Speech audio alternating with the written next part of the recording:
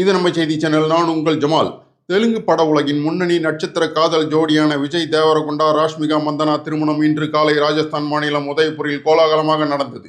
அவர்களின் திருமண நிச்சயதார்த்தம் கடந்த ஆண்டு அக்டோபர் மாதம் ஐதராபாத்தில் நடந்தது. இதையடுத்து உதய்பூரில் உள்ள ஐடிசி மெமெண்டோஸ் நட்சத்திர ஓட்டலில் இன்று காலை சுப முகூர்த்த வேளையில் தெலுங்கு முறைப்படியும் மாலையில் ராஷ்மிகாவின் பூர்வீகமான கூர்க் முறைப்படி என ஒரே நாளில் 2 முறை திருமண சடங்கு நிகழ்வுகள் நடந்தன.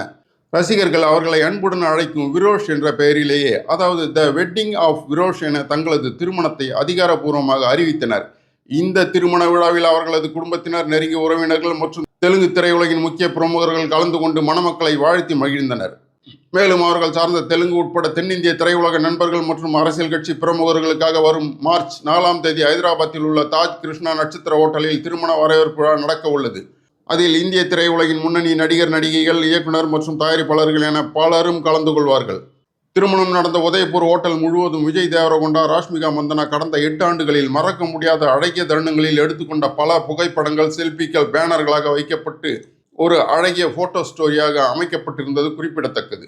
இந்த நிலையில் இன்று மாலை விஜய் தேவரகொண்டா தனது சமூக வலைதள பக்கத்தில் ராஷ்மிகா மந்தனா சந்தோஷ கண்ணீருடன் சிரிக்கும் ஒரு அழகான போட்டோவை பகிர்ந்து, என் சிறந்த நண்பியை என் மனைவியாக்கி கொண்டேன் என மகிழ்ச்சியுடன் பதிவிட்டுள்ளார்.